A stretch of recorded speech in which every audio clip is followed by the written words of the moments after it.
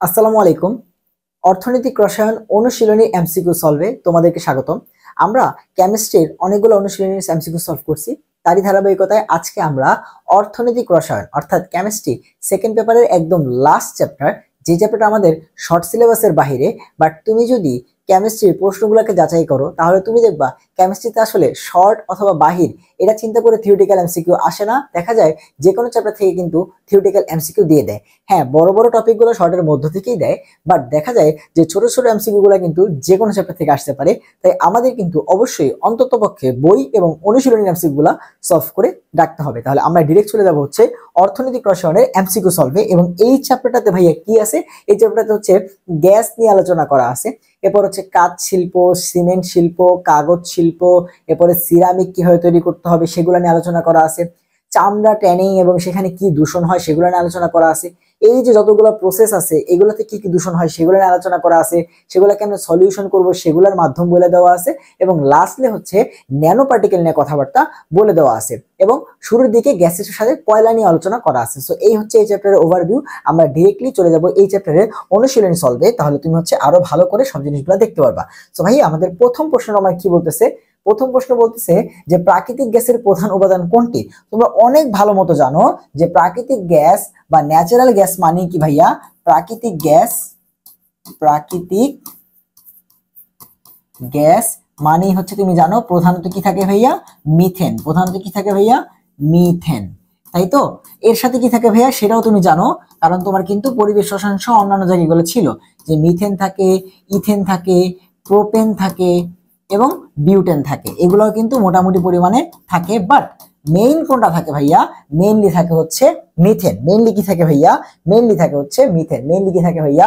Mainly থাকে হচ্ছে methane. তাহলে প্রাকৃতিক গ্যাসের প্রধান উপাদান কি ভাইয়া? মিথেন। প্রাকৃতিক গ্যাসের প্রধান উপাদান কি?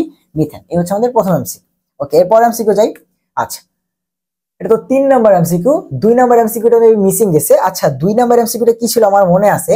2 নম্বর এমসিকিউটা ছিল হচ্ছে আমাদেরকে বলতেছে যে সব থেকে বড়, 2 নম্বর এমসিকিউটা বইয়ের একটা এমসিকিউ ছিল যে সব থেকে বড় তোমার হচ্ছে গ্যাস ক্ষেত্র, সব থেকে বড় তোমার হচ্ছে গ্যাস ক্ষেত্র কোনটি? এটা হাজারি স্যারের বইয়ের একটা এমসিকিউ যে সব থেকে বড় গ্যাস ক্ষেত্র কোনটি। এটার অ্যান্সার হচ্ছে তিতাস গ্যাস ক্ষেত্র। তুমি যদি বই দেখো তাহলে তুমি দেখবা যে তিতাস গ্যাস ক্ষেত্রটা হচ্ছে সব থেকে বড়। এবং ঢাকা শহরে যারা থাকো তারা কিন্তু সবাই জানো তিতাস থেকে তোমার কি গ্যাস লাইন থেকে গ্যাস আসে, তাই না? সো তিতাস গ্যাস ক্ষেত্রটা কি ভাইয়া? সব থেকে বড়। সো 2 নম্বরটা এটা আমাদের টাইপরাইটার মিস করে ফেলছে, তাই ভাইয়া হচ্ছে বলে দিলাম কি ভাইয়া, যে বাংলাদেশের সব থেকে বড় গ্যাস ক্ষেত্র কোনটা? তিতাস গ্যাস ক্ষেত্র। ঠিক আছে, এটা হচ্ছে 2 নম্বরটা। ওকে, তাইলে এবার আমরা হচ্ছে 3 নম্বরটা চলে যাই। যে ভাই এখানে কি বলছে?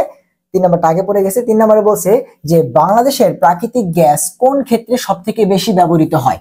আচ্ছা, সো মনে রাখবা বাংলাদেশে প্রাকৃতিক গ্যাসগুলা ব্যবহার হয় মেইনলি তোমার বৈদ্যুতিক কাজে, বৈদ্যুতিক কাজে।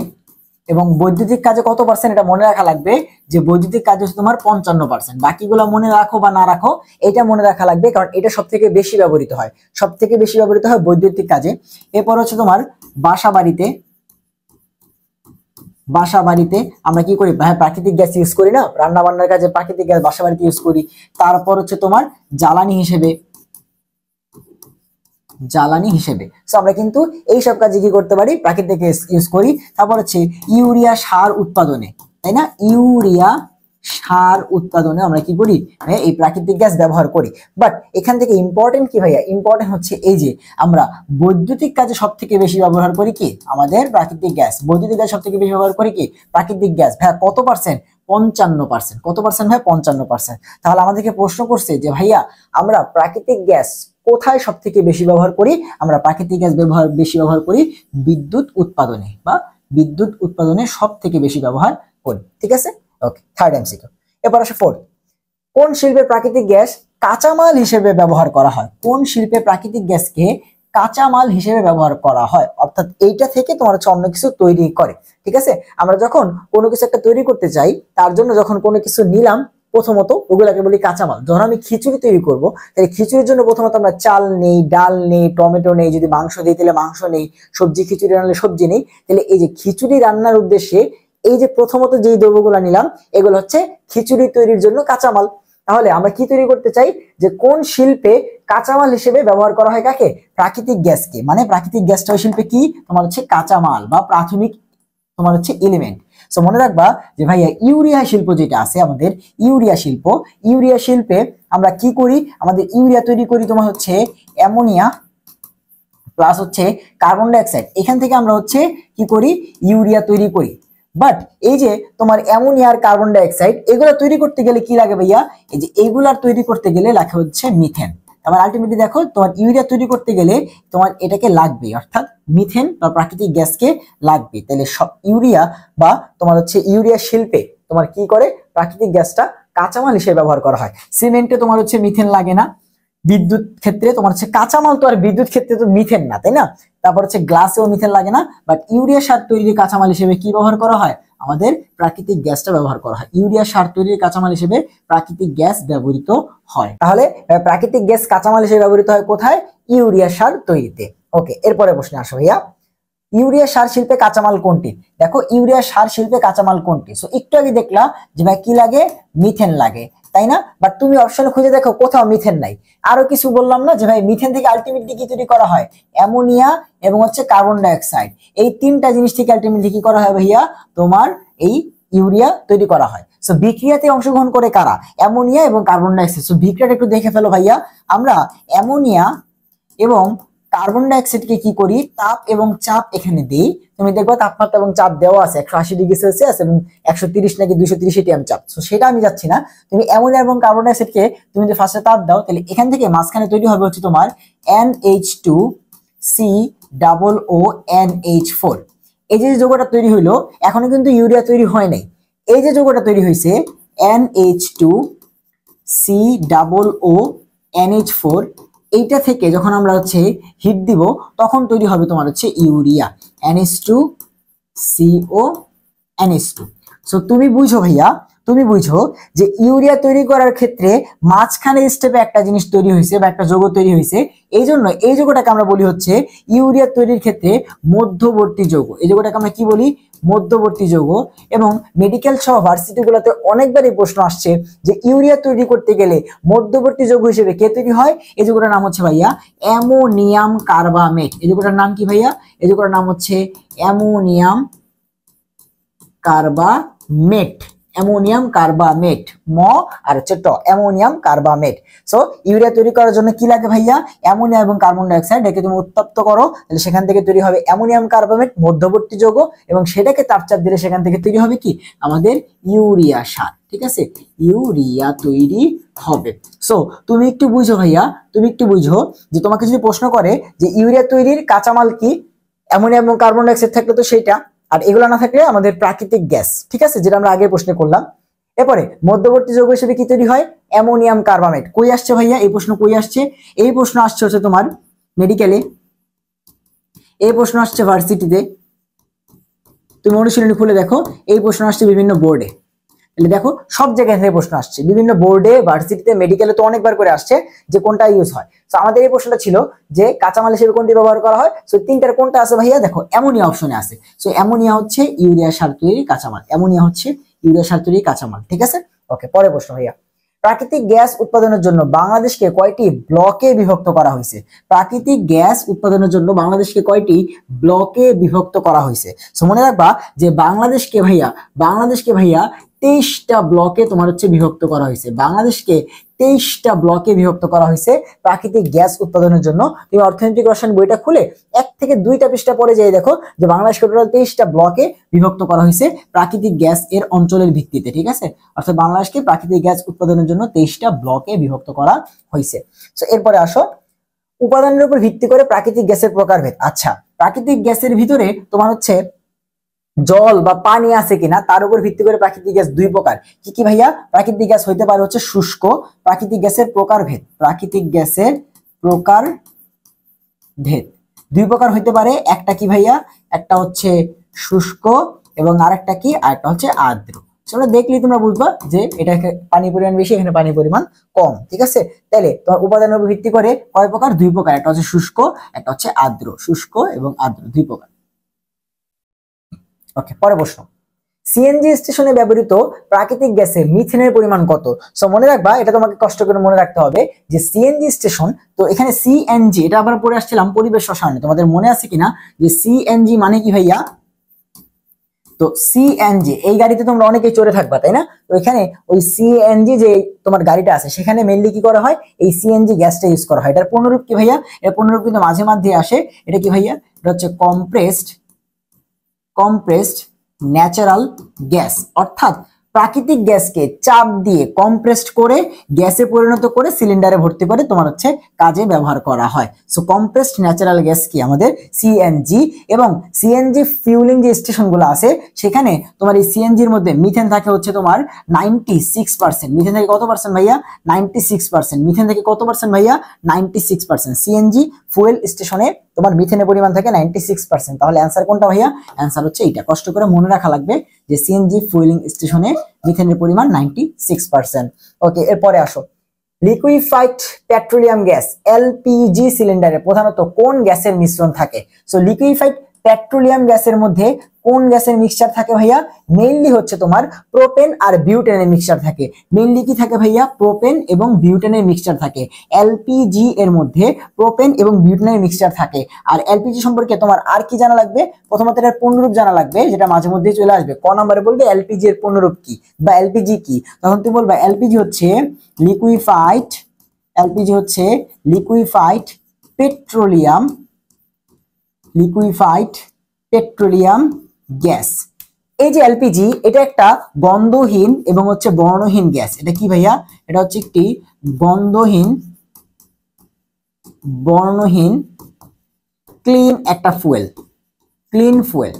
ঠিক আছে, এটাকে পোড়াইলে তোমার হচ্ছে যে কালো ধোঁয়া তৈরি হয় না, যেন এটাকে ক্লিন ফুয়েল বলা হয়। এখন এলপিজি যেহেতু গন্ধহীন এবং এগুলো আমরা বিভিন্ন জায়গায় ইউজ করি, তো এলপিজি যদি কোনো কারণে লিক হয় তাহলে আমরা তো বুঝবো না যে এলপিজি লিক হচ্ছে কিনা।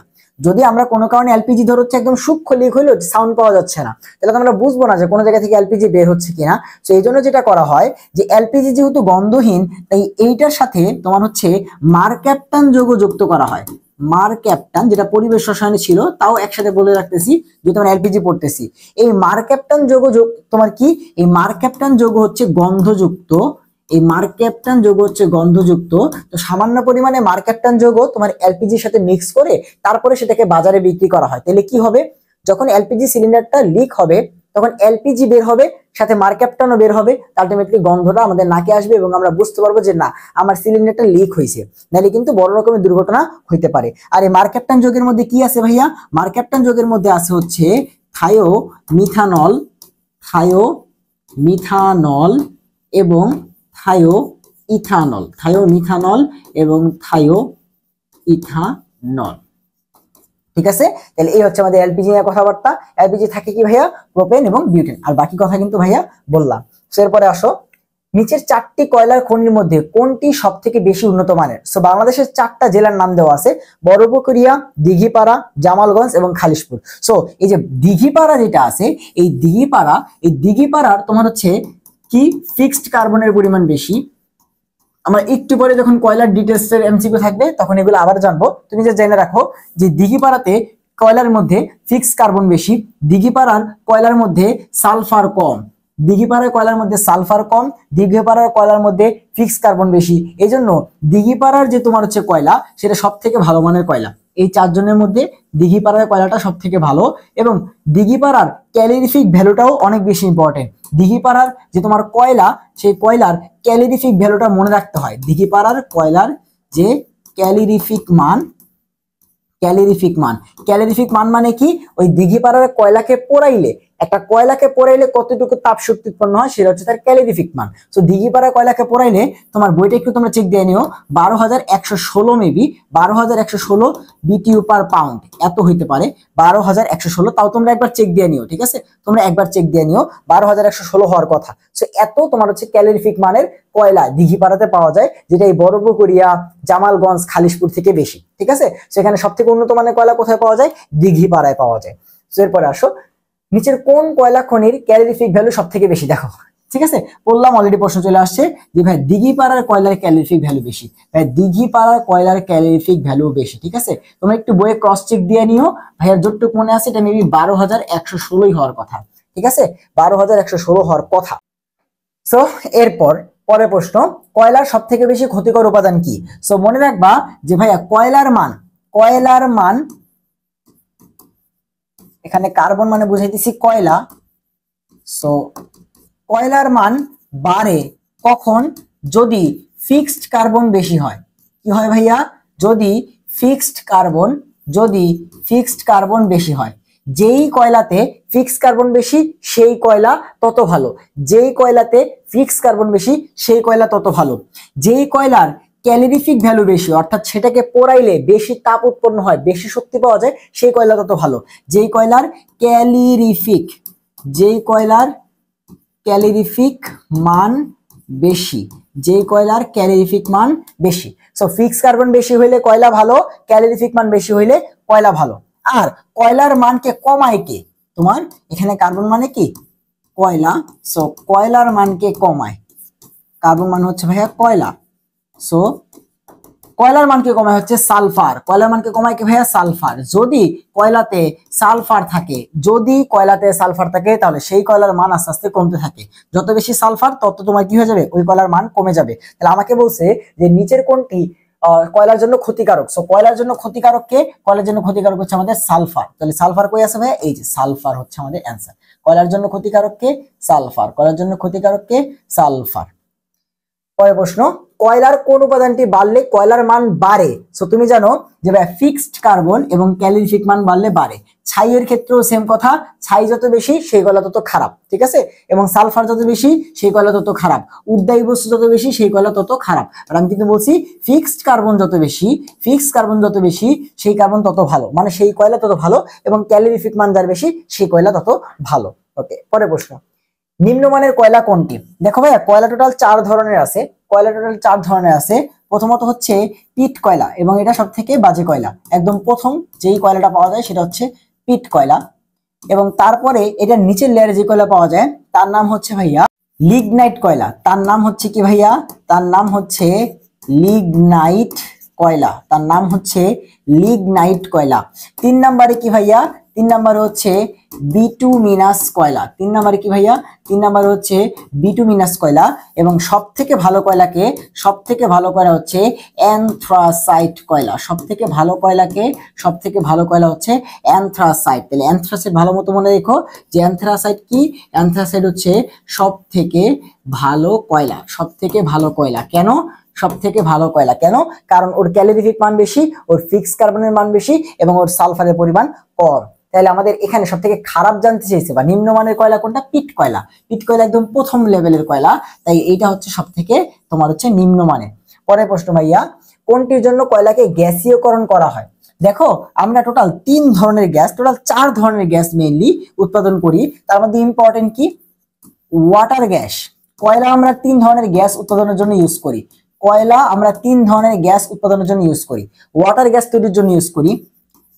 এরপরে ভাইয়া সংশ্লেষ গ্যাস তৈরির জন্য কয়লা ইউজ করি। সংশ্লেষ গ্যাস, ওয়াটার গ্যাস, সংশ্লেষ গ্যাস। এবং 3 নম্বরে আমরা হচ্ছে ভাইয়া প্রোডিউসার গ্যাস। কি গ্যাস ভাইয়া? Producer gas. এই 3 ধরনের গ্যাস তৈরির জন্য আমরা মেইনলি কয়লাকে ইউজ করি। ওয়াটার গ্যাস, সংশ্লেষ গ্যাস এবং প্রোডিউসার গ্যাস। এই 3 ধরনের তোমার হচ্ছে গ্যাসের জন্য কয়লাকে ইউজ করি। এখন এই 3 ধরনের গ্যাসের জন্য কয়লাকে যেটাতে কনভার্ট করতে হয় সেটা হচ্ছে কার্বন মনোঅক্সাইড। তুমি একটু দেখো ওয়াটার গ্যাস মানে কি? যখন কার্বন মনোঅক্সাইড গ্যাসের সাথে তোমার হচ্ছে হাইড্রোজেন গ্যাস থাকবে তখন সেটাকে আমরা বলি ওয়াটার গ্যাস, এবং এগুলাকে দেখবা থার্ড ব্র্যাকেটের মধ্যে লেখা হয়। ঠিক আছে, কারণ এরা কি একসাথে মিশ্রণ অবস্থায় আছে এটা বোঝানোর জন্য। সংশ্লেষ গ্যাস কি? সংশ্লেষ গ্যাস হচ্ছে যখন আমরা কার্বন মনোঅক্সাইড গ্যাসের সাথে 3 মোল হাইড্রোজেন গ্যাস দিব তখন সেটাকে আমরা বলি হচ্ছে ভাইয়া সংশ্লেষ গ্যাস। তাহলে দেখো এটা হচ্ছে সংশ্লেষ গ্যাস। আর প্রোডিউসার গ্যাস কি?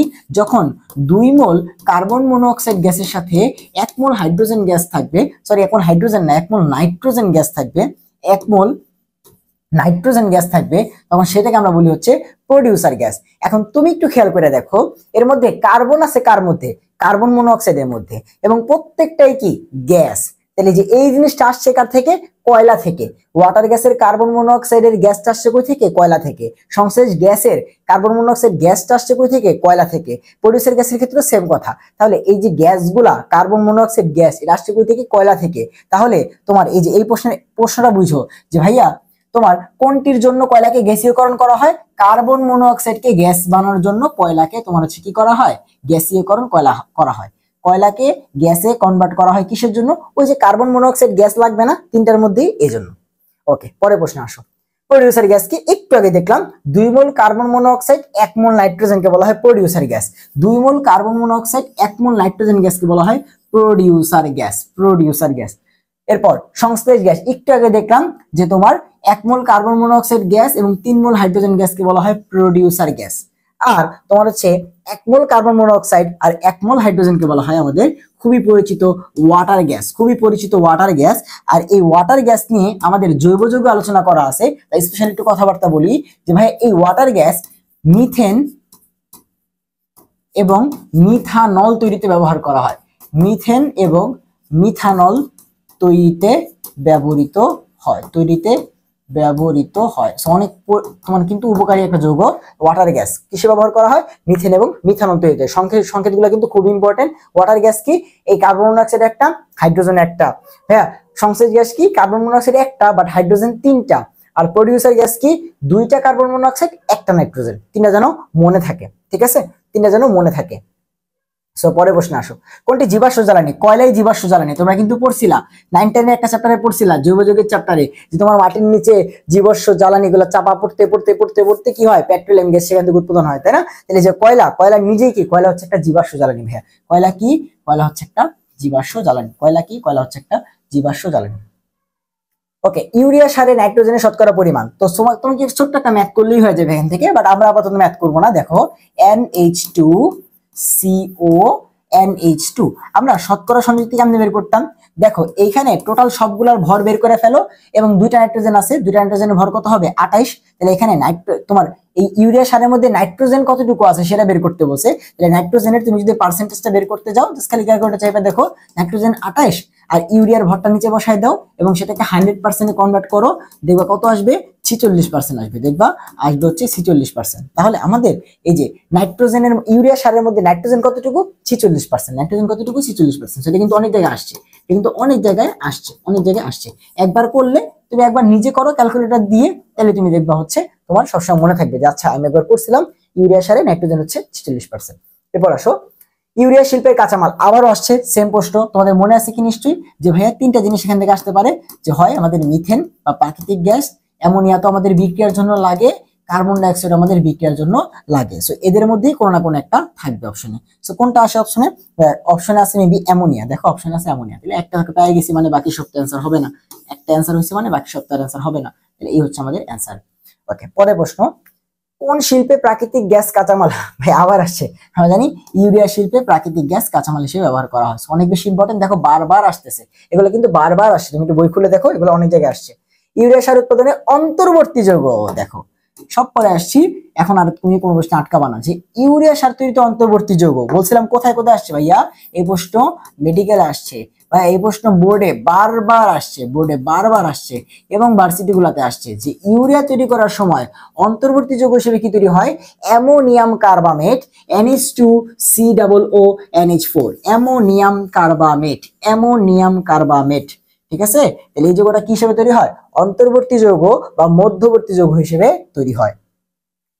নিচের কোনটি কাঁচ বা গ্লাস। আচ্ছা, আমরা প্রত্যেকটা চ্যাপ্টারে তোমার হচ্ছে অর্থনৈতিক রসায়ন, এরপর হচ্ছে তোমার পরিমাণগত রসায়নে হালকা স্লাইডলি ছিল, মেইনলি হচ্ছে তোমার ল্যাবরেটরি নিরাপদ ব্যবহারে পড়ে আসছিলাম। কাঁচ কি, দেখ কাঁচ হচ্ছে তোমার সোডিয়ামের অক্সাইড, সিলিকনের অক্সাইড বা বালি, এবং হচ্ছে তোমার ক্যালসিয়ামের অক্সাইড, তাই তো, এবং হচ্ছে তোমার ক্যালসিয়ামের অক্সাইড। এইটাকে আমরা কি বলি, সোডিয়াম ক্যালসিয়াম সিলিকেট। সেটা হচ্ছে নরমাল কাঁচ। দেন আমাদের যদি শক্ত কাঁচ লাগে তাহলে আমরা কি করি, জাস্ট এখানে এই যে এটার সাথে তোমার এখানে যা আছে, এই সোডিয়াম অক্সাইড, তারপরে তোমার হচ্ছে সিলিকন অক্সাইড, তার সাথে ধরো হচ্ছে পটাশিয়াম অক্সাইডটা যুক্ত করে দিলাম, তাহলে এটা হয়ে গেল পটাশ গ্লাস। আর পটাশ গ্লাস কি শক্ত, বা আমরা যেটা করতে পারি Na2O আছে, সিলিকন ডাইঅক্সাইড আছে, K2O আছে, মোটামুটি সত্য, তার সাথে দিয়ে দিলাম বোরিক অক্সাইড B2O3, হয়ে গেল পাইরেক্স কাচ। সো এরকম ভাবে কিন্তু আমরা বিভিন্ন কাচের সংকেত দেখছিলাম। আর তুমি দেখো মেইনলি কি আছে, সোডিয়ামের অক্সাইড, সিলিকনের অক্সাইড আর ক্যালসিয়ামের অক্সাইড। তাই কাচকে বলা হয় সোডিয়াম ক্যালসিয়াম সিলিকেট বা ডিসিলিকেট, সোডিয়াম ক্যালসিয়াম ডিসিলিকেট। তাহলে কাচ কি, সোডিয়াম ক্যালসিয়াম ডিসিলিকেট। কাচকে কি বলা হয়, সোডিয়াম ক্যালসিয়াম ডিসিলিকেট। ঠিক আছে, তাহলে এই হচ্ছে আমাদের অ্যান্সার, যেটা কাচের সংকেত। নরমাল কাচের সংকেত জানতে চাইছি, ঠিক আছে। এরপর আসো, কোন শিল্পে অ্যানিলিং একটি গুরুত্বপূর্ণ প্রক্রিয়া? মনে রাখবা অ্যানিলিং, তোমার যে শব্দটা অ্যানিলিংটা কার সাথে জড়িত, কাচ শিল্পের সাথে। অ্যানিলিং কোথায় করা হয়, অ্যানিলিং করা হয় হচ্ছে কাচ শিল্পে। অ্যানিলিং কোথায় করা হয়, অ্যানিলিং করা হয় হচ্ছে কাচ শিল্পে। অ্যানিলিং করা হয় হচ্ছে তোমার কাচ শিল্পে। পরের প্রশ্ন, কাচ উৎপাদনের নিচের কোনটি গৌণ উপাদান হিসেবে ব্যবহার করা হয়? তার আগে আসো, কাচ তৈরি করা হয় মেইনলি কি থেকে? কাচ তৈরির মোট প্রধান উপাদান তিনটি। কাচ তৈরির প্রধান উপাদান কয়টি ভাইয়া?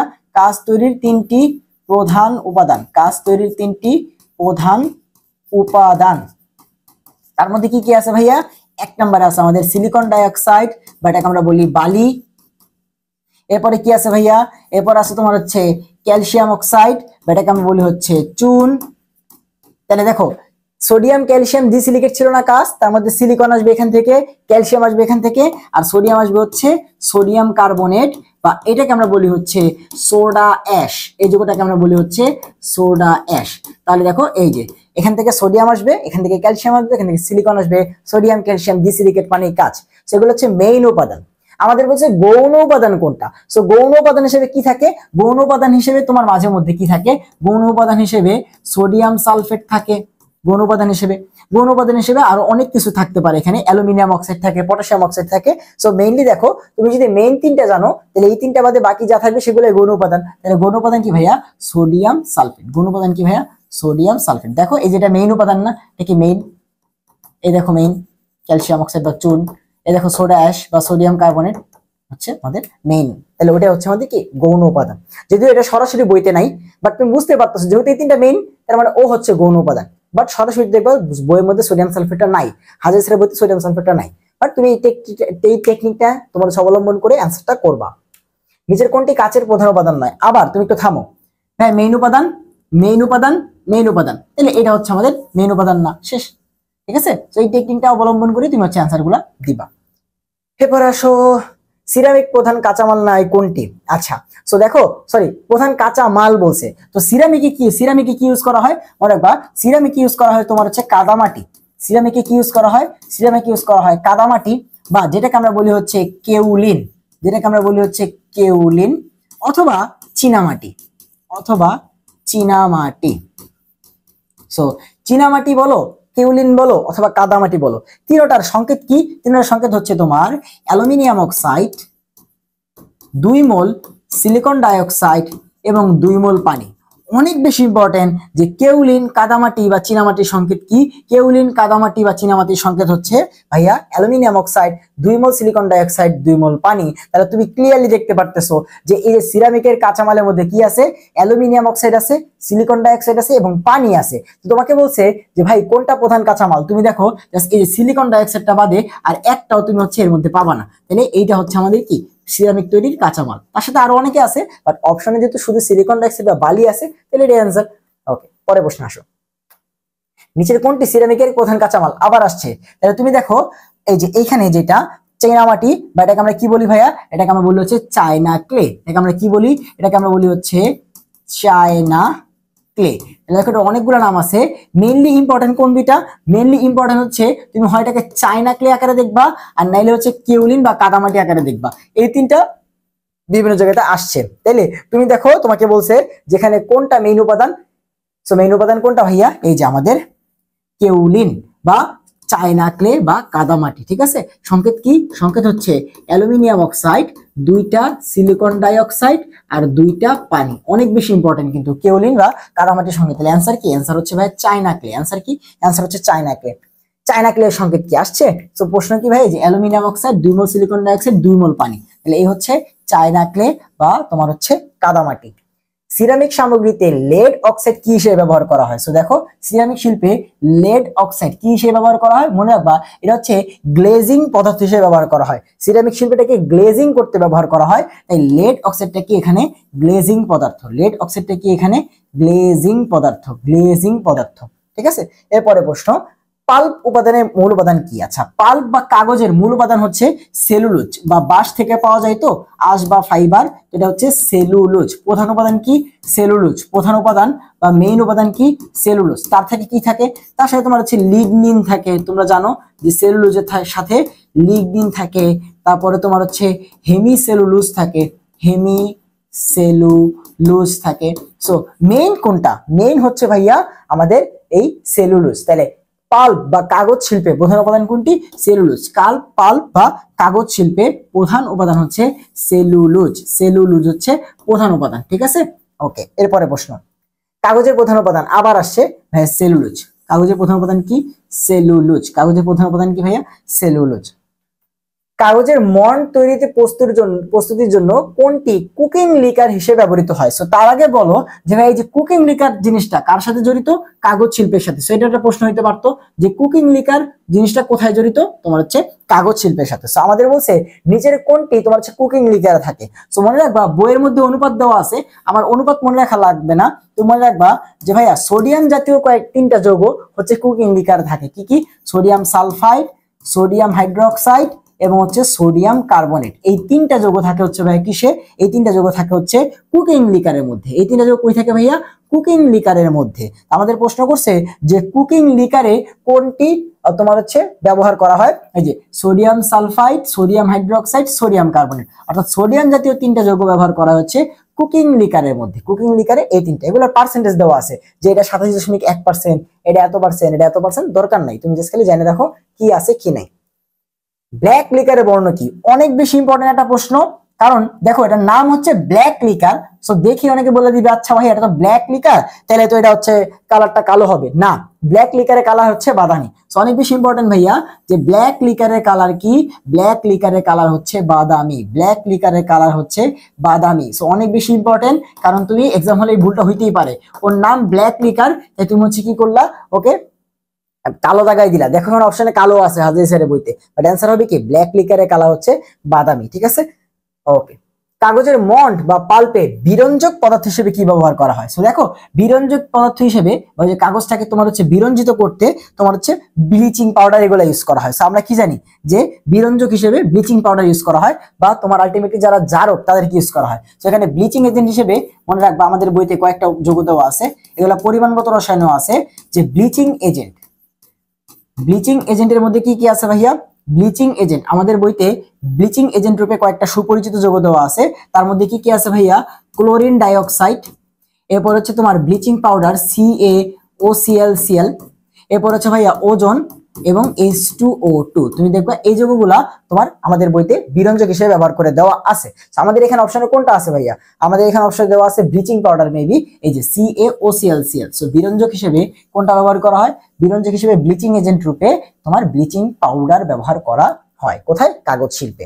সো পরের প্রশ্ন, সিমেন্ট উৎপাদনের প্রধান কাঁচামাল। তাহলে আমরা একটু পরে আসি ভাই, সিমেন্টে কি ইউজ করা হয়? মনে রাখবা যে ভাই সিমেন্টে তোমার হচ্ছে চুনা পাথর, তারপর হচ্ছে তোমার সিলিকন ডাইঅক্সাইড, তারপরে অ্যালুমিনিয়ামের যে অক্সাইড গুলো আছে এগুলো মেইনলি ইউজ করা হয়। বাট মেইন হচ্ছে আমাদের এই যে এই বান্দা চুনা পাথর। সিমেন্টে মেইন কে? সিমেন্টের মেইন হচ্ছে চুনা পাথর। সিমেন্টের মেইন উপাদান হচ্ছে চুনা পাথর। সিমেন্টের মেইন উপাদানকে চুনা পাথর। তাহলে এবার তুমি দেখো তোমাকে প্রশ্ন করছে নিচের কোনটি সিমেন্টের প্রধান কাঁচামাল? তাহলে অ্যান্সার হচ্ছে কি ভাই? অ্যান্সার হচ্ছে চুনা পাথর। অ্যান্সার হচ্ছে ভাই চুনা পাথর। এবং সিমেন্টে কোনো সোডিয়াম জাতীয় যৌগ থাকবে না। সিমেন্টে কোনো সোডিয়াম জাতীয় যৌগ থাকবে না। ঠিক আছে, সিলিকন থাকতে পারে, অ্যালুমিনিয়াম থাকতে পারে, ক্যালসিয়াম থাকতে পারে, বাট সোডিয়াম জাতীয় কিছু সিমেন্টে থাকবে না, মনে থাকবে। এবার আসো নিচের কোনটি সিমেন্টের মূল উপাদান? সো একটু আগে বলছি যে ক্যালসিয়াম থাকবে, সিলিকন থাকবে। এই ক্যালসিয়াম মানে কি? চুনা পাথর। সিলিকনের অক্সাইডটা থাকবে, অ্যালুমিনিয়াম থাকবে, কিন্তু কোনো সোডিয়াম থাকবে না। তাহলে হাইড্রেটেড ক্যালসিয়াম, সিলিকেট এবং অ্যালুমিনেট থাকে, কোনো সোডিয়াম থাকবে না, কোনো সোডিয়াম থাকবে না। ঠিক আছে, শুধু ক্যালসিয়াম একা থাকবে না, তাই না? ক্যালসিয়াম, সিলিকেট এবং অ্যালুমিনেট, এটা হচ্ছে আমাদের কি? এটা হচ্ছে আমাদের সিমেন্টের মূল উপাদান। সো এরপরে আসো পরের প্রশ্ন, সিমেন্টের কোন উপাদান সিমেন্টের দ্রুত জমাট বাঁধার জন্য দায়ী? সো এখান থেকে দুইটা প্রশ্ন আসে। একটা হচ্ছে সিমেন্টকে দ্রুত জমাট বাঁধায় কে। একটা প্রশ্ন আসে হচ্ছে যে সিমেন্টকে দ্রুত জমাট বাঁধা, তাহলে এই প্রশ্নটা কিন্তু হচ্ছে কি ভাইয়া, যে কোনটা সিমেন্টকে দ্রুত জমাট বাঁধায়, তাহলে এটার অ্যান্সার কি ভাই? এটার অ্যান্সার হচ্ছে ক্যালসিয়াম অক্সাইড এবং অ্যালুমিনিয়াম অক্সাইড। এটা হচ্ছে সিমেন্টকে দ্রুত জমাট বাঁধতে সাহায্য করে, এটা হচ্ছে সিমেন্টকে দ্রুত জমাট বাঁধতে সাহায্য করে। আর তোমার হচ্ছে সিমেন্টকে তোমার হচ্ছে দ্রুত জমাট বাঁধা রোধ করে কে, বা সিমেন্টের জমাট বাঁধাকে স্লো বা মন্থর করে কে, এটা থেকে প্রশ্ন আসে। সিমেন্টের জমাট বাঁধা, সিমেন্টের জমাট বাঁধা মন্থর করে কে? সুপার ডুপার ইম্পর্টেন্ট, অনেক বেশি ইম্পর্টেন্ট, যে সিমেন্টের জমাট বাঁধা মন্থর করে জিপসাম। সিমেন্টের জমাট বাঁধা মন্থর করে gypsum, gypsum, gypsum, gypsum, gypsum. সিমেন্টের জমাট বাঁধা মন্থর করে জিপসাম। এবং এই যে জিপসাম, এই জিপসামের সংকেত অনেক বেশি ইম্পর্টেন্ট, যে ক্যালসিয়াম সালফেট এর সাথে 2 মোল পানি, এটাকে বলা হয় জিপসাম। ক্যালসিয়াম সালফেটের সাথে 2 মোল পানি, এটাকে বলা হয় জিপসাম। ঠিক আছে, সো মেইনলি এখানে জিপসামই আসবে। দেখবা তুমি হচ্ছে ক্যালসিয়াম এবং অ্যালুমিনিয়াম। আরেকটা আছে, ওটা তুমি এমনি বের করতে পারবা, প্রশ্ন আসলেই ভাই দেখাই দিচ্ছি তুমি কেমনে বের করবা। সো দেখো আমাদের বলছে কোনটা হচ্ছে দ্রুত জমাট বাঁধার জন্য, দ্রুত হচ্ছে ক্যালসিয়াম অক্সাইড, অ্যালুমিনিয়াম অক্সাইড। দ্রুত কি ভাই? দ্রুত হচ্ছে calcium oxide, aluminium oxide. Cement উৎপাদনে কোনটি ক্যালকেরিয়াস? আচ্ছা, তো দেখো সিমেন্টে দুইটা ধরনের পদার্থ ইউজ করা হয়, কি ভাইয়া? ক্যালকেরিয়াস। সিমেন্টে দুইটা জাতীয় পদার্থ ইউজ করা হয়। একটা হচ্ছে ক্যালকেরিয়াস, দেখো এখন অনেক পড়া মনে হচ্ছে তোমার কাছে, বাট ভাইয়া যতটুকু পড়ে দিছি, তুমি যদি বই থেকে ততটুকুই পড়ো, তোমার এই আর কিচ্ছু পড়া লাগবে না। এখানে যা যা পড়ে দিছি এতটুকু তুমি বই খুলে পড়ো, তোমার আর কিচ্ছু পড়া লাগবে না। সো ক্যালকেরিয়াস জাতীয় যে পদার্থগুলো আছে, ক্যালকেরিয়াস জাতীয় পদার্থগুলোর মধ্যে মনে রাখবা যে ক্যালসিয়াম জাতীয় যৌগগুলা। ক্যালকেরিয়াস মানে ক্যালসিয়াম জাতীয় যৌগগুলা, ক্যালকেরিয়াস মানে ক্যালসিয়াম জাতীয় যৌগগুলা। ঠিক আছে, আর বাকিগুলা কি? বাকিগুলো হচ্ছে আর্জেলিয়াস। বাকিগুলা কি? বাকিগুলো হচ্ছে আর্জেলিয়াস। আর তোমাকে একটা কথা বলছি, যে তুমি ভুলেও সোডিয়ামকে পাবা না, মানে সিমেন্টের কোনো কিছুতে সোডিয়াম পাবা না। তাহলে তোমাকে কি বের করতে বলছি দেখো, একটু টেকনিক্যালি মনে পড়বো। বলছি কোনটি? ক্যালকেরিয়াস। তো দেখো যে চুনা পাথর পেয়ে গেছো না, ক্যালসিয়াম জাতীয় যৌগ, তার মানে এটা কি হবে? এটা হবে ভাই হচ্ছে আমাদের ক্যালকেরিয়াস। ঠিক আছে, বাকিগুলা আর্জেলিয়াস। শেষ, সোজা বাংলা। জিপসামের সংকেত কি? দেখো অনেক বেশি ইম্পর্টেন্ট ভাই, যে জিপসামের সংকেত কি? বারবার বলতেছি, জিপসামের সংকেত হচ্ছে একটা ক্যালসিয়াম সালফেট, তার সাথে 2টা পানি, এটাকে বলা হয় জিপসাম। তাহলে একটা ক্যালসিয়াম সালফেট 2টা পানি, এই হচ্ছে আমাদের আনসার। একটা ক্যালসিয়াম সালফেট 2টা পানি, এটাকে বলা হয় জিপসাম। ওকে, এরপর আসো, নিচের কোন উপাদানের কারণে সিমেন্টের জমাট বাঁধা ধীরে ঘটে? সো তুমি একটু আগে দেখলে সিমেন্টের জমাট বাঁধা ধীরে ঘটে হচ্ছে জিপসামের কারণে, বাট তুমি এখানে দেখো অপশনে কি জিপসাম আছে? আচ্ছা, জিপসাম তো আছে না, তাহলে এটা তো অ্যান্সার আছে, যে ক্যালসিয়াম সালফেট 2 মোল পানি, জিপসাম। তো জিপসাম যদি না থাকে তুমি কেমন অ্যান্সার করবে সেটাও ভাই দেখাবো, সমস্যা নেই। বাট এই প্রশ্নে জিপসাম আছে, ক্যালসিয়াম সালফেট 2 মোল পানি, তো যার জন্য জমাট বাঁধা ধীরে হয় সে কে? জিপসাম। ওকে, সারা বিশ্বে সর্বাধিক ব্যবহৃত সিমেন্ট কোনটি? সারা বিশ্বে সর্বাধিক ব্যবহৃত সিমেন্ট হচ্ছে মনে রাখবা পোর্টল্যান্ড সিমেন্ট। কি সিমেন্ট ভাইয়া? Portland cement. 4 ধরনের সিমেন্ট আছে, বাট তার মধ্যে সবথেকে বেশি ব্যবহৃত সিমেন্টকে পোর্টল্যান্ড সিমেন্ট। এতটুকু জানলেই না যে সবথেকে বেশি ব্যবহৃত সিমেন্টকে পোর্টল্যান্ড সিমেন্ট। ঠিক আছে, এটা মোটামুটি ভালো মানের একটা সিমেন্ট।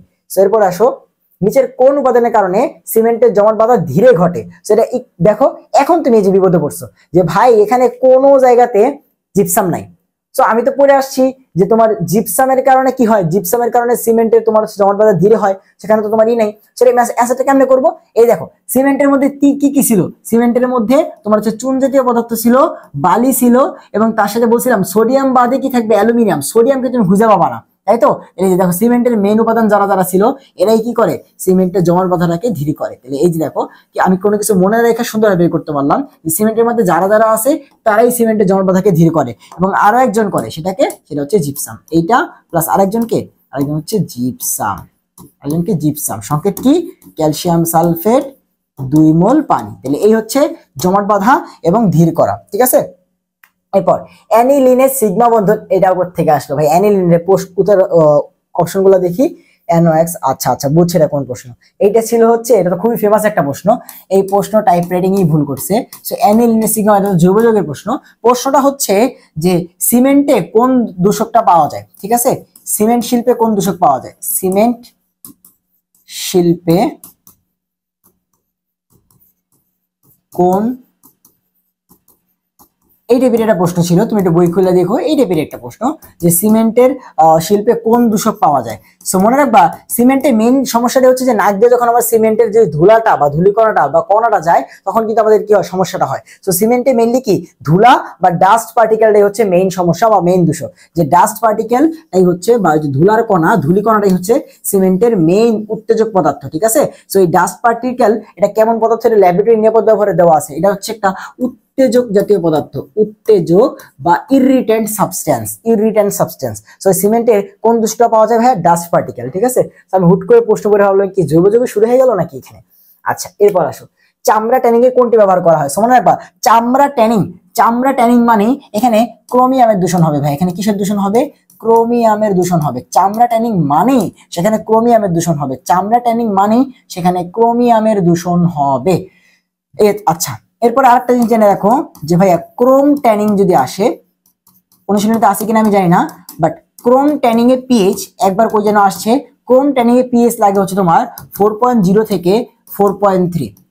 এরপর আসো চামড়া ট্যানিং এ যে সালফিউরিক অ্যাসিড ব্যবহার করা হয় সেটা শতকরা পরিমাণ কত, সেটা শতকরা পরিমাণ হচ্ছে তোমার 1.5%। শতকরা পরিমাণ কত, 1.5%। তাহলে এই দেখো তোমার ট্যানিং নিয়ে বা চামড়া ট্যানারিং নিয়ে কয়েকটা কথা, যে ক্রোম ট্যানিং এর পিএইচ 4 থেকে 4.3, এরপর ক্রোম ট্যানিং এর পিএইচ 4 থেকে 4.3, এবং আরেকটা কথা বললাম যে সালফিউরিক অ্যাসিড, সালফিউরিক অ্যাসিডের তোমার কি কত থাকে 1.5%। এবং চামড়া ট্যানিং মানে কি দূষণ, ক্রোমিয়ামের দূষণ। তো কি প্রশ্ন করছে দেখি একটু পড়ি, বলছে চামড়া ট্যানিং এ কোনটি ব্যবহার করা হয়, যেখানে ক্রোমিয়াম আছে সেটাই, যেখানে ক্রোমিয়াম আছে সেটাই, ঠিক আছে। চামড়া ট্যানিং এ ক্রোমিয়াম, তারপরে চামড়া, দেখো কোরবানির সময় চামড়াকে নিয়ে কি করে, চামড়ার উপর লবণ দেয়, তাই না। সো ক্রোমিয়াম এবং লবণ জাতীয় যৌগগুলো মেশানো হয়। সো চামড়ার পিকলিং এ শতকরা কত ভাগ, এই যে শতকরা কত ভাগ সালফিউরিক অ্যাসিড ব্যবহার করা হয়, বা কত ভাগ, 1.5, শতকরা কত ভাগ, 1.5%, 1.5% তোমার হচ্ছে সালফিউরিক অ্যাসিড ব্যবহার করা হয়। ঢাকা শহরে কোন শিল্পের দূষণে সব থেকে বেশি পানি দূষিত হয়, ঢাকা শহরে ট্যানারি বজ্র বা চামড়ার বজ্র থেকে সব থেকে বেশি কি হয়, তোমার এই দূষণটা হয়, পানির দূষণটা সব থেকে বেশি হয় কার কারণে, এই চামড়ার ক্রোমিয়ামের দূষণের কারণেই সব থেকে বেশি দূষণটা হয়। ইটিপি কি ভাইয়া, ইটিপি হচ্ছে সেই সকল অফিসে বা কলকারখানায় থাকতে হয় যেখানে মেনলি হচ্ছে পানি জাতীয় বা তরল জাতীয় দূষক থাকে। তো ইটিপি এর পূর্ণরূপ কি, ইটিপি এর পূর্ণরূপ হচ্ছে ভাইয়া effluent, effluent treatment, treatment plant, ETP, effluent treatment plant, effluent treatment plant. সেটা কিসের জন্য ইউজ করা হয়, এটা হচ্ছে ভাইয়া তরল দূষককে দূর করার জন্য, ঠিক আছে। এটা হচ্ছে ভাইয়া তরল দূষক দূর করার জন্য। এবং কিভাবে ব্যবহার করা হয়, তড়িৎ বিশ্লেষণ করে, আমরা যে তোমার তড়িৎ রসায়ন পড়ি না, সেই তড়িৎ বিশ্লেষণ করে এই কাজটা করা হয়। আমি তোমাকে ডিটেলসে বলি, দেখো যেই সব গার্মেন্টস সে কি করা হয়, এই যে ধরো আমাদের এখানে এই গেঞ্জিটার এই জায়গাটা লাল রং করা, তাই না, এই যে ব্যাচেলর অফ বায়োলজি লোগোটা লাল রং করা। সো এই গেঞ্জিটাকে অবশ্যই কি করতে হয়েছে, এই লোগোটার এখানে লাল রং করতে হয়েছে। সো যেসব অফিসে কি করা হয়, ডাই বা রঙের কাজ করা হয়, আমাদের মধ্যে অনেকেই শুনবা যে আমাদের অমুক আঙ্কেল বা অমুক আন্টি কি করে, ডাইং সেকশনে কাজ করে। তো ডাইং এ কি করে, জিনিসগুলোকে রং করে, কাপড় চোপড়, বিছানা, কাপড় আমরা যাই ইউজ করি, যত রঙিন কাপড় চোপড় আছে সেগুলোকে কি করতে হয়, রং করতে হয়। এখন ওই যে রঙের যে বজ্রগুলা পানির সাথে মিশে সেগুলো আমরা কি করি, সুন্দর মতো নদীতে ছেড়ে দিই। বাট এটা কি আমাদের করা উচিত, বলো, নদীতে কিভাবে ছাড়া উচিত না। এবং তোমরা জানো যে কলকারখানা নদীর পাশে দিয়ে এবং এই যে এইসব রং যত ভাবে তোমার নদীতে ফেলে আমাদের নদীগুলো কিন্তু অলরেডি মরে অবস্থা খারাপ হয়ে গেছে, খাল তো শেষ, নদীগুলো প্রায় মরে যাচ্ছে। তাহলে এই যে ইটিপি কি, ইটিপি হচ্ছে ওই যে রং মিশ্রিত পানিগুলা সেখান থেকে বজ্র পদার্থগুলো আলাদা করে ওই যে ক্লিন পানিটা, সেই ক্লিন পানিটাকে নদীতে নিয়ে ছাড়া বা ওই অফিস থেকে ছাড়া, বুঝতে পারছো। তো যেখানে দূষিত পানিটা ছাড়তাম সেখানে ওই রংটাকে আলাদা করে ভালো পানিটা ছাড়বো, রিফাইন করে সেখান থেকে ভালো পানি হচ্ছে বাহিরে ছাড়বে। তো এটার জন্য কি করতে হবে, খরচ করতে হবে। বাট আমরা তো ভালো কাজ করবো না, এই ইটিপি দিতে গেলে তো অনেক টাকা খরচ হবে। তাই আমরা ইটিপি না দিয়া খুব সহজ হচ্ছে ধরো হাতের নিচ থেকে অফিসার আসলে টাকা দিয়ে দিই, ধরো সরকার থেকে লোকজন আসছে চেক করার জন্য, দেখি তো তোমার অফিসে ইটিপি আছে কিনা, তুমি এত বড় অফিস চালাইতেছো, রঙের কাজ করতেছো, তোমার ইটিপি নেই। তো তখন তারা কি করে, ওই যে ধরো নিজ দিয়ে টাকা দিয়ে দিল, বা যেই দিন তোমার হচ্ছে লোক আসে অফিস থেকে বা সরকার থেকে সেই দিন ইটিপি চালু রাখে, বাকি দিন বন্ধ করে রাখে। তো এগুলোই চলে বাংলাদেশে, বুঝতে পারছো। তাই এই অবস্থা। সো ইটিপি যদি পুরোপুরি ভাবে তোমার হচ্ছে চালু থাকতো তাহলে কিন্তু মোটামুটি দূষণটা কমানো যাইতো। বাট এটা তো আসলে সম্ভব না, আমরা তো চুরিচামারি করবোই। সো ইটিপি মানে কি, এফ্লুয়েন্ট ট্রিটমেন্ট প্লান্ট। ইটিপির পূর্ণরূপ কি? Effluent treatment plant. সো এই হচ্ছে ইটিপি কি করে, তোমার হচ্ছে তড়িৎ বিশ্লেষণ পদ্ধতিতে তরল দূষকগুলা থেকে আলটিমেটলি আমাদেরকে বাঁচায়, এফ্লুয়েন্ট ট্রিটমেন্ট প্লান্ট। সো কোন জাতীয় বজ্র ইটিপি এর জন্য ব্যবহার করা হয়? বারবার বললাম যে ভাই তরল পদার্থের বজ্রের জন্য আমরা ইটিপি ব্যবহার করি। ইটিপি দিয়ে কি করা হয়? ইটিপি দিয়ে বজ্র পানি বা তোমার হচ্ছে খারাপ পানিকে পরিশোধন করা হয়। ঠিক আছে, খারাপ পানি পরিশোধন করে ভালো পানি বাইরে ছাড়া হয়, বাট এত প্রয়োজনীয় জিনিস আমরা করি না, কারণ এটা করতে গেলে খরচ বেশি। আচ্ছা, সো ইটিপি কি ভাইয়া? ইটিপি হচ্ছে এই যে তরল শিল্প বজ্র পরিশোধন করা, তরল শিল্প বজ্র পরিশোধন করা। শিল্পে সূক্ষ্ম ছাঁকনি দ্বারা কি করা হয়? আচ্ছা, সো সূক্ষ্ম ছাঁকনি আমরা ইউজ করি তোমার হচ্ছে বিভিন্ন ছোট ছোট বায়ু জাতীয় কণা যেগুলো আছে, ধূলিকণা, যেগুলো বিভিন্ন গ্যাস থেকে, ফ্লু গ্যাস থেকে বের হয় শিল্প কারখানায়, সেগুলোকে ছাঁকনি দিয়ে আলাদা করতে। তো সূক্ষ্ম ছাঁকনি দিয়ে আমরা কি করি? গ্যাসের প্রবাহ থেকে বিভিন্ন ধূলিকণা যেগুলো ছোট ছোট, সেগুলোকে আলাদা করতে। দেখো, একদম সূক্ষ্ম ছাঁকনি না হলে কিন্তু ধুলার কণাগুলো আটকাবে না। সো ফ্লু গ্যাস থেকে বা গ্যাসীয় প্রবাহ থেকে বা বজ্র থেকে ধূলিকণাগুলোকে আলাদা করার জন্য আমরা কি করি? একদম চিকন চিকন ছাঁকনি ব্যবহার করি। পরের প্রশ্ন, রিসাইক্লিং বা পুনর্প্রক্রিয়া কি? রিসাইক্লিং মানে কোনো একটা জিনিস তুমি ব্যবহার করার পর সেটাকে তুমি আবার রিইউজ করবা, এইটা, তাই না? সেখানে পরও নতুন চক্র তৈরি করা, পদার্থ বিশুদ্ধ করা, রঙিন বস্তু তৈরি করা, পরিত্যক্ত বস্তুকে পুনরায় ব্যবহার করা, এই যে, অর্থাৎ একটা বস্তুকে ব্যবহার করার পরে আবার তুমি সেটাকে ফেলে না দিয়ে আবার ব্যবহার করবা, তাই না? সো রিসাইক্লিং নিয়ে কিছু স্পেশাল কথাবার্তা বলি, যেখানে প্রশ্ন আসতে পারে যে রিসাইক্লিং ক্ষেত্রে মনে রাখবা কপার এবং হচ্ছে কাঁচ, কপার এবং কাঁচ 100% তোমার হচ্ছে রিসাইক্লেবল। ঠিক আছে, রিসাইকেল করা যায়। কপার এবং তোমার হচ্ছে কাঁচকে 100% রিসাইকেল করা যায়। অনেক বেশি ইম্পর্টেন্ট একটা এমসিকিউ, যে কপার এবং কাঁচকে তুমি চাইলে কি করতে পারবা? আবার ব্যবহার করতে পারবা। সেখানে রেফ চলে আসছে, কপার এবং কাঁচ হচ্ছে 100% রিসাইক্লেবল। সো পরের প্রশ্ন ভাইয়া, 1 ন্যানোমিটার সমান সমান কি? সো এই যে আমরা ন্যানো পার্টিকেলে চলে আসলাম, এই চ্যাপ্টারের লাস্ট টপিক। সো ভাই, ন্যানোমিটার মানে হচ্ছে 10⁹ মিটার। এটা কি পড়াবো? আমরা জানি 1 ন্যানোমিটার সমান সমান 10⁹ মিটার, 1 ন্যানোমিটার সমান সমান 10⁹ মিটার। পরে ন্যানো কণার পরিসর কি? মনে রাখবা যে ভাই ন্যানো কণার পরিসর হচ্ছে 1 ন্যানোমিটার থেকে 100 ন্যানোমিটার, 1 ন্যানোমিটার থেকে 100 ন্যানোমিটার, 1 ন্যানোমিটার থেকে 100 ন্যানোমিটার। সো 1 ন্যানোমিটার থেকে 100 ন্যানোমিটার যারা, তাদেরকে আমরা বলি হচ্ছে ন্যানো পার্টিকেল, তাদেরকে আমরা বলি হচ্ছে ন্যানো কণা, তাদেরকে আমরা বলি হচ্ছে ন্যানো কণা। এরপর ন্যানো অবস্থায় পদার্থের অপটিক্যাল বা আলোক, চৌম্বকীয় বা ম্যাগনেটিক এবং বৈদ্যুতিক ধর্ম পরিবর্তনের কারণ কি? আচ্ছা, এই সবগুলা কারণ কিসের জন্য করতে পারে জানো? তাদের পৃষ্ঠতলের যে ক্ষেত্রফল, এই ধর্মগুলোর পরিবর্তন ন্যানো কণাগুলা কিসের জন্য করতে পারে?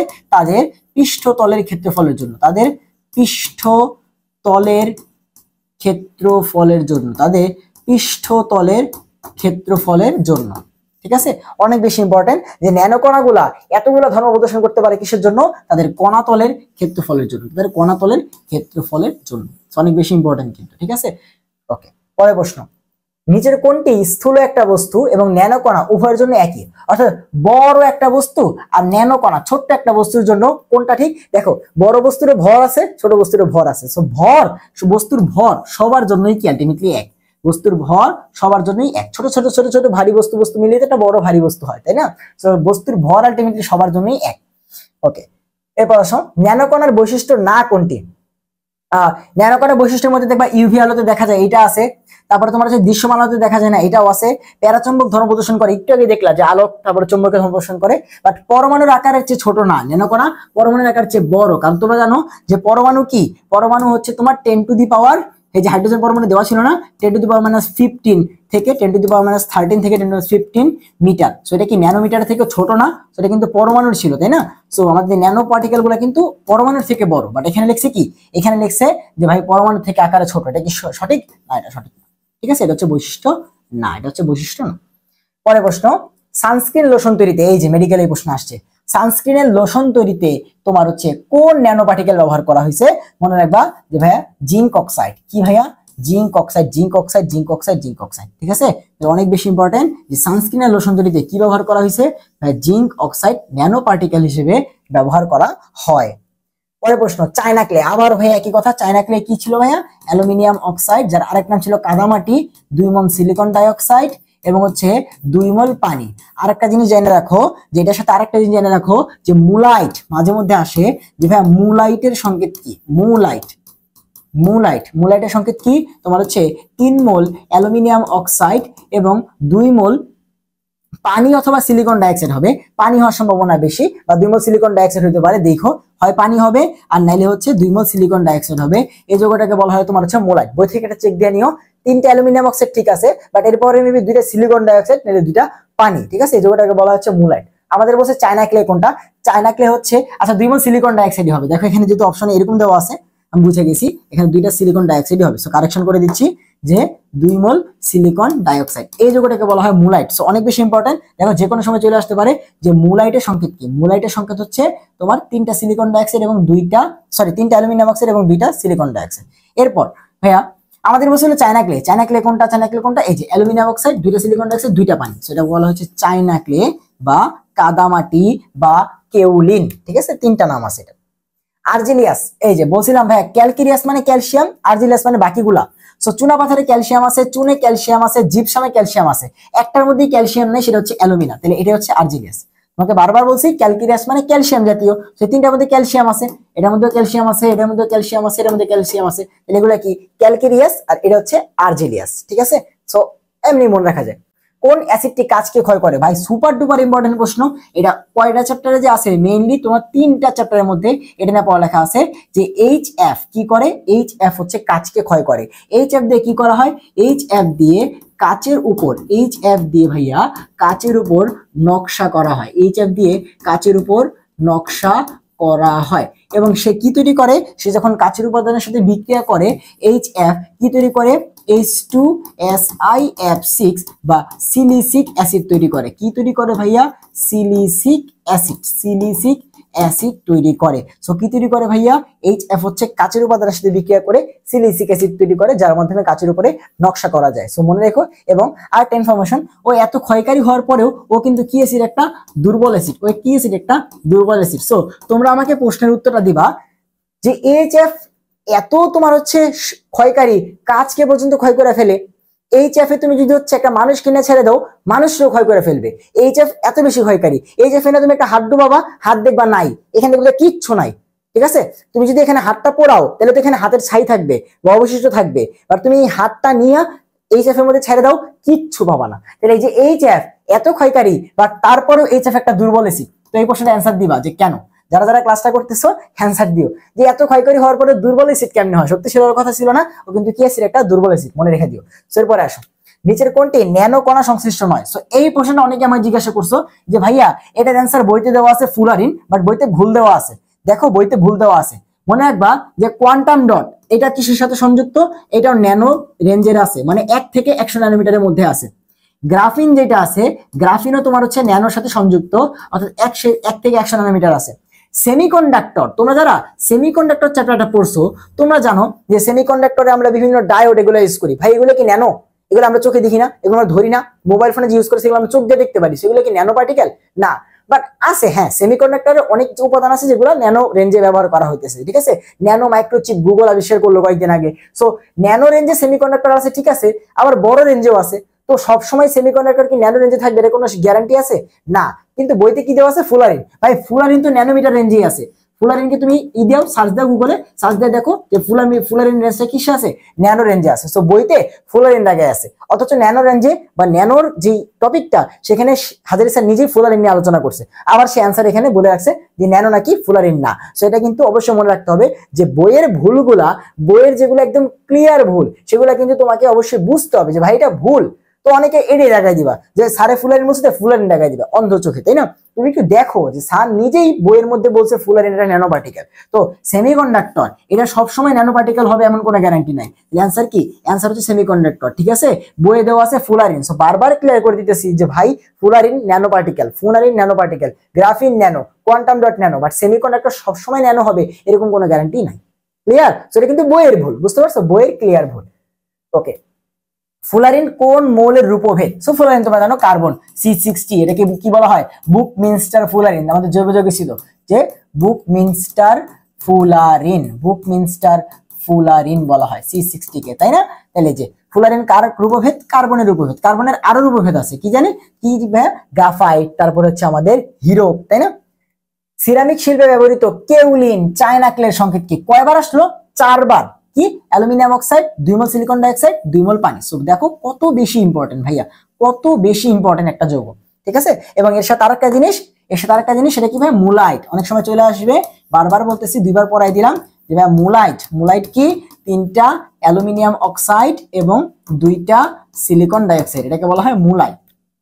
ওকে, কোনটির উপস্থিতি কয়লার মানকে হ্রাস করে? আবার সেম প্রশ্ন আসছে, আমরা জানি সালফারের উপস্থিতি কয়লার মানকে হ্রাস করে। সালফার যত বেশি কয়লার মান তত খারাপ, সেটার উপস্থিতি কয়লার মান কি করে? হ্রাস করে। নিচের কোনটি জ্বালানি নয়? দেখো অক্সিজেন দিয়ে আমরা কোনো কাউকে পোড়াই, আমরা যখন কারোর সাথে দহন বিক্রিয়া দিই আমরা লিখি অক্সিজেন, বাট অক্সিজেন কিন্তু নিজে পুড়ে না, তাই না? তাহলে এখানে অক্সিজেন কি না? জ্বালানি না। বাট মিথেনকে তুমি জ্বালাইতে পারবা, কার্বন বা কয়লাকে জ্বালাইতে পারবা, হাইড্রোজেন গ্যাসকে জ্বালাইতে পারবা, বাট অক্সিজেনকে জ্বালাইতে পারবা না, নাইট্রোজেনকে জ্বালাইতে পারবা না। সো মনে রাখবা অক্সিজেন এবং নাইট্রোজেন জ্বলে না, ঠিক আছে, এরা কি না? জ্বালানি না।